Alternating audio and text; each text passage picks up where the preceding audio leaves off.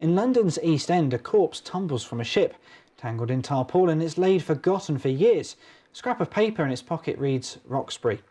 Don't worry though, this is just the synopsis of a new book that will soon be launched.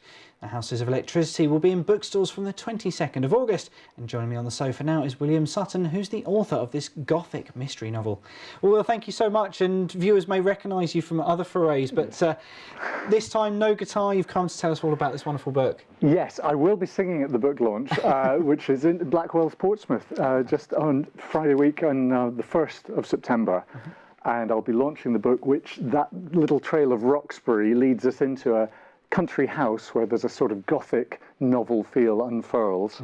And behind the scenes, the detective is chasing up that body, which leads him to discover some plots against the establishment of British military-industrial complex, which leads him down to Portsmouth, amongst other things. Wow, so obviously you're taking from London and bringing it very local then. That's right.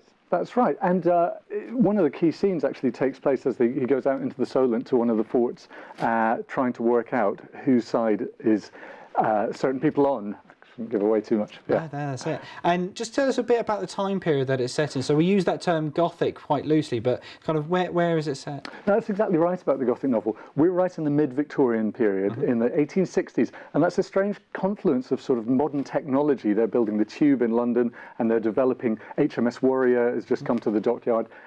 So the powers around the world are ramping it up in terms of their development, and I got really interested in the electricity that's being developed, that it impacts on those national, international relations, but also on things like mental health, on how we're treating people. They're experimenting with electrical treatment. I was going to say, of course, the times where they're kind of starting off electrical shock therapy, maybe using electricity for the first time in executions as well. That's right.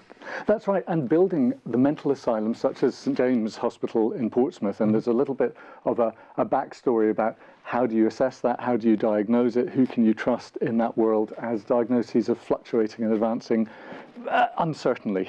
So how much of real events then have influenced the book?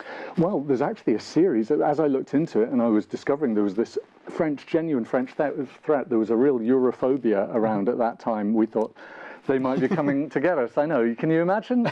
Having been friends, you know, fought together in the Crimea, and then people were saying, oh, this new Napoleon, he might invade. At the same time, there are explosions going off around London. There was one in the East End, there was one in the Mersey, so all these places that are key to the British Navy.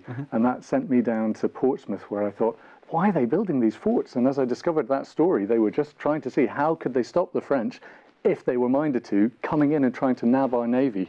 Wow, so maybe a little bit of history repeating itself, this book coming out at a time where we're seeing a lot of echoes from time maybe happening again. Possibly. There was a lot of immigrant panic. There was pride over what an open society we have, but then panic about how that lets in all these dissidents who get together and do things we'd rather they didn't. Wow. And tell me about your main character in this book then. So where did the influence for they come from?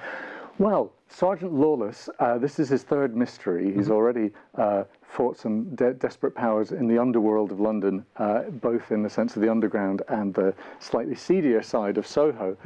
So he's a character who kind of gives us an in on the Victorian world, because he comes from Scotland. He doesn't really quite know how things work initially in London, and this is where he's really finding his feet and getting called into the Home Office and the bigger scale of things. Okay, and from the synopsis there, I'm getting a lot of vibes of kind of like Jack the Ripper, those sorts of stories, and I mean, have you ever seen the movie From Hell with Johnny Depp? That kind of Ichabod Crane kind of like investigating those sort of mysteries. Is that kind of what you're going for here? That's exactly right. I hadn't seen that when I first wrote, and I didn't realise there was a steampunk genre. And I was writing something completely realistic. But the thing is, the realistic things are like From Hell. There's people inventing pneumatic railways. There's these amazing apparatus you can wear on your body to try and revivify your dormant spirits. So the period seems to me that there's an element of Frankenstein and an element of Wuthering Heights being lost in the moors, where they're trying to rescue someone who's not in the best of health. And it's a nice crossover period between romance and technology, as far as I'm concerned. And that's the thing, is that at a time when the sort of magic and technology were almost seen to be seamless, would you say? There's certainly, people are amazed by the advances that are being made, and there's all sorts of quackery being masqueraded as the new science. So the main character that our detective is following is actually based on a real engineer who developed not only hydroelectricity, but the guns that were on the Solent forts. So he was the top of the military-industrial complex, but at the same time he's saying, we've got to get rid of coal and all this filthy power. And in his own house, he developed the first electric lights in the country.